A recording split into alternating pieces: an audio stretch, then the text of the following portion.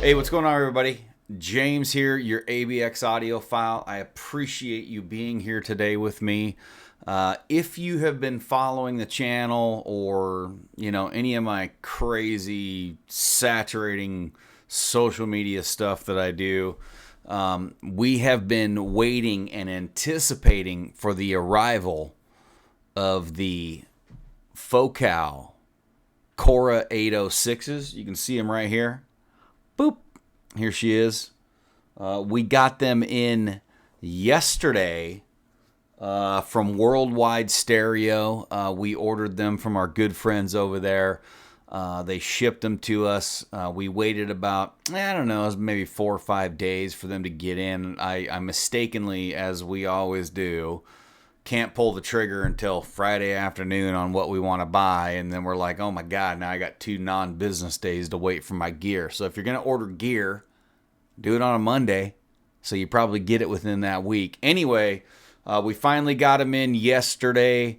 We took them downstairs, put them in the main setup, and basically we auditioned them out for probably about 4 or 5 hours, the wife and I, all different genres of music. We had the Emotiva XPA2 Gen 3 Class AB-H amplifier pushing the Focals. Our source material was some nice half-speed vinyl. I've got the Project Carbon Debut DC with the Ortofon Blue cartridge. And then we use the Cheap Audio Man, what does he recommend? Oh yeah, the Fozzy Audio, I think it's the Phonobox 2, little tube preamplifier thing, little phono stage for that. We run that into the Emotiva PT100 preamp. On our digital side, we were running a BluesNode2i into a Cambridge DAC 100, again into the Emotiva PT100. We paired the Focals by themselves, but also with a B&W 650 active subwoofer, sealed, and we used the Emotiva virtual copper transmitters so that we could kind of move that sub around, and we got it all kind of dialed in. So either way, we got these guys in yesterday. We spent a good amount of time with them, listening to them. What I'm comparing them to, typically, remember I paired them with a sub. The bookshelves that I've had, or the stand mounts, if you will, the B&W 600 series bookshelves, Emotiva B2 pluses, and the Focals. Also, we have the Emotiva T2s and a very, very nice set of B&W 604 Series 3 from 2007. So that's kind of all the gear that we paired everything with and kind of moved stuff around. So first off, right out of the box, first thing I noticed with the Focal speakers, handmade in France, very, very well-reviewed brand. I'm sure some of their higher-end stuff is super nice. First thing I noticed when I cracked these guys open, single box, very thin cardboard. You had a piece of styrofoam in the bottom that kind of held the speakers into the middle, and then another piece of styrofoam in the top of the box that kind of held things in. But the side walls were all caved in, and I'm surprised that they weren't busted up, but they luckily weren't scratched or damaged in any way. So if I had one thing right off the rip just coming into the house, Focal, you got to step up on your boxing, your shipping. At least double box these things. At least use a thicker gauge cardboard, something like that. That being said, opened them up, took them out of the box.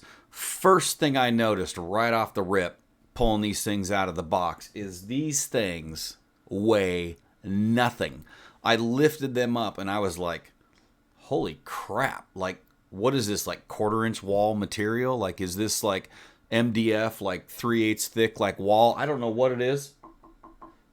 It may be substantial. I'm not sure. I didn't look into the specifications enough. I'm not that kind of guy. I just wing all this stuff.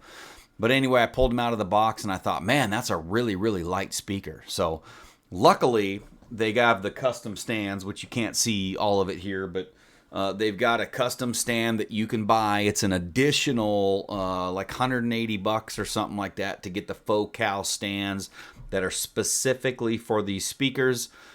They bolt right into the stand, so if you look underneath here, there's holes, and so these speakers actually bolt and couple with the stand. So luckily, I had gotten the stands with them, so that kind of like secured things up, and they got a nice wide base with spikes on them. So it is a really beautiful setup. Piano finish on the front. The sides and back are not piano finished. They're kind of like a brushed aluminum looking thing. Really nice tweeter array here. All handmade drivers. I mean, these things are they're beautiful speakers. I was just surprised by the lack of, robustness when I pulled them out of the box. I expected for $1,000 set of bookshelves, which are obviously clearing out. I think I paid like $600 for them or something. But with the stands, I mean, I was $750 overall. But I expected a little bit more significant of a cabinet. So you take that for what it is. A nice little emblem on here. They got the faux cow emblem, and then they got the same thing down at the bottom for the stands. Super cool. I can show you the stands here. Obviously, none of this stuff is very heavy, like I said. So here's the stands. Super nice. They got the nice little spikes and stuff that you can screw into the bottom. They got their logo here.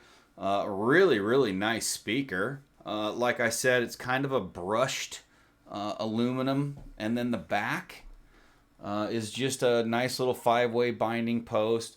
Everything's sealed here, so there's no screws to take this back plate off or anything.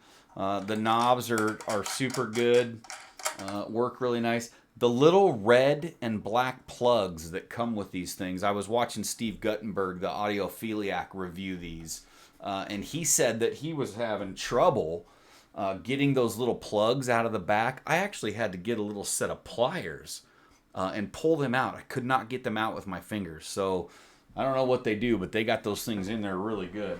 So we'll set that back down there. So that's kind of that unboxing and kind of putting together. The stands come apart, so you actually have to put the stands together, but it's only 4 bolts. The 4 long bolts go to the base, to the vertical column, and then the speakers, they got 4 smaller bolts that bolt in. It was really easy to kind of put together. So I put them in the front stage of my stereo. Again, at this point, we're hitting the Emotiva XPA, running some Cobas, high-res stuff through them, all of my auditioning tracks. Everything was really good. And right off the rip, I expected these speakers to be ultra bright. And when I say bright, my definition of bright, everybody's got their own these words and things that they use, right? My definition of bright is like walking out from a dark room into a sunny day. And you're like, ooh, it causes you to kind of retract a little bit. So when I get like a really bright speaker, that's what I'm talking about when I'm saying bright. Like when it starts, I'm just like, ooh, it makes me kind of want to pull back a little bit. So of all the reviews and kind of talking to people about the faux cow line, I really expected these to be pretty bright to what I'm accustomed to. I like kind of a more laid back, veiled, soft, cozy, warm type vibe in my stereo. And so I really anticipated, okay, I'm stepping into something that's, going to be kind of aggressive here. And so that's what I was anticipating. I started off with Dire Straits on Every Street, which is one that I'm really familiar with. And when it started playing, the creaminess and just overall quality and clarity of the sound that came out was surprising. I was like, holy crap, this is pretty fantastic. I was impressed, and my anticipation for this bright speaker was quickly put to bed. And what I experienced was a very nice musical experience, although on the bright side, compared to, say, my B&W 604 Series 3, which are of the old variety, circa 2007, when they were still pretty kind of laid back. They've all gotten kind of bright nowadays, but I was surprised at the focals, and I thought, man, this is a quality speaker. And so I just spent about 2 hours just listening to them by themselves. I could tell after 2 hours a little bit of fatigue started to kind of hit. So I knew that they were kind of brighter than what I was accustomed to. So I gave myself about an hour break. Kind of went on social media a little bit talking about some stuff. I brought in the B&W subwoofer and I said, okay, let's implement a nice tight sealed sub into this equation. And so I spent an hour or so kind of tuning that in. I went back through and kind of re-auditioned all of my auditioning tracks and stuff like that. And what an improvement. That is really a nice pairing. I spent, another couple hours probably auditioning in that space, just kind of, feeling it with the sub and kind of getting that blending going right. And man, that was really nice. I was really vibing with that. It really felt good. And then at the end of the night, I went back to my B&Ws probably for another hour or two, just to kind of go back to what I was used to and see how that transition felt. And again, of course, the B&Ws to me are like my home, my space, right? So it was instantly comfortable and it was good. But overall, beautiful, beautiful highs. And the vocals on these speakers, I mean, that upper mid-range and like that vocal space, that frequency is just phenomenal on these. And I mean, I listened to some Santana Abraxas on half-speed vinyl, and I was hearing, where they're doing all the little chimes, in that song. If you haven't listened to that song, that has to be your new reference song, where they're doing all those chimes, like the focals. I mean, it was just the soundstage. They were just flying all over the place. It was absolutely phenomenal. So, but lower to mid bass and stuff like that's really lacking. So you're going to have a sub with these things. This is not a speaker that you're just going to have by itself. Unless it's kind of a small room, maybe it might work out. But unfortunately, I woke up the next morning, 4 a.m. I went downstairs. I put on some Stone Temple Pilots, about 80 dB. And I thought, okay, I'm just going to break these speakers in all day long. And so I started playing that. I came back upstairs and went to work. And I thought, okay, cool. I'll just let those things play all day long. I'll break them in. I'll go down and re-audition them, later this afternoon. And then about lunchtime, I went down to grab something to eat. And I walked down and I was like, well, that sounds kind of weird. And so I went over, and one of the drivers, this speaker here actually, one of the drivers went out on me. It's not even working. So I don't know what the situation is. It still moves nice. It still feels good. So I'm assuming it's just something internal rather than like blew a speaker. I was only playing at about 80, 82 dB SPL. But nonetheless, the speaker took a crap on me. So now I got to send them back. I did reach out to Worldwide Stereo, and they sent me a shipping label, and I'll get those sent back to them. No problem. They're really good folks over there. But hey, Focal, man, I was excited, and now I'm kind of bummed out. So I guess that, may conclude my journey with Focal. But, and the unfortunate thing is it may be just a speaker wire unloose. But if you look at these, if you check this out, there's no screw assembly here, so I can't take the driver out. And then if you spin them around, even if you take these binding posts off here, there's no way, and maybe I just don't have the tool. Sorry for my phone going off there. Maybe I just don't have the tool, but there's no screws. There's no way to get this back plate off. I mean, I would like to just take this off and see if there's a speaker wire loose or something in there and get these things, back rocking and rolling, but I can't even do that. So back they got to go. Unfortunately, I'll have to send the speaker stands back too, because I'm not going to go through getting another pair, because at the end of the day, they just can't compete even with the sub.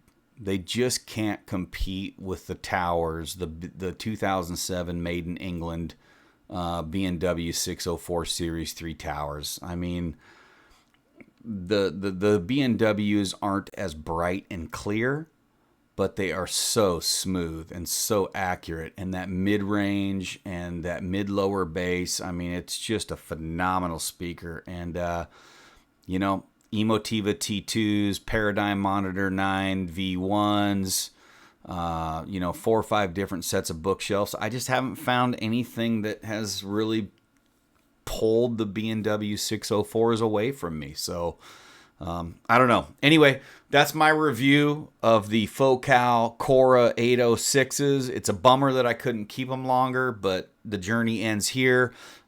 P.S. We have the Schiit Audio Freya Plus arriving this Saturday. We're going to pair those beautiful tubes, that beautiful tube preamp. We're going to pair that with the XP... I'm blanking out here. It's been a long day. We're going to pair that with the Emotiva amp and audition that and see how that sounds with... I was hoping to do it with the Focals, but I can't now. So we're gonna run the T2s on the Schiit Freya. We're gonna run the B&W 604s. We're gonna bring the B&W bookshelves as well as the Emotiva B series bookshelves out. And we're gonna have some fun with the Schiit Freya. So anyway, appreciate you all. Doesn't matter how you enjoy your music, just do it. If you want to get in, we do have a free Discord. We've got a great conversation going in there. Check out our Discord in the link. Make sure you check out our link to our Instagram. You get all the sneak peeks over there at Instagram. And again, watch the videos on YouTube short. Be part of the community. Appreciate all you guys. Have a fantastic, fantastic week. And we'll see you this weekend for a little Freya update. All right. Hey, I almost forgot. P.S. Postscript edit. Huge shout out to Randy over at Cheap Audio, man. I don't know if you guys watched his stream the other day, but he was all over there talking about like some, you know, being a Viking or a Scottish lord or something, and he sent us all to these folks that... let me get this microphone back over here. He sent us all over to these folks, and you could go become a lord. So we did. There you go, right there. Proclamation. Whereas Lord James, the ABX audio file, plot number, bloody, bloody, bloody. It's a pretty cool thing. We had a lot of fun with it, and apparently you get a 1 foot square of a national forest over there, and they plant a tree for you, and you can kind of help your environment. So huge shout out to Randy over at Cheap Audio, man. If you guys haven't checked him out, I will have his link in our description down there, because he's a rad dude, and he really gives our community a lot of inspiration, and we appreciate what he does. So anyway, Lord James, the ABX audio file. See you guys later.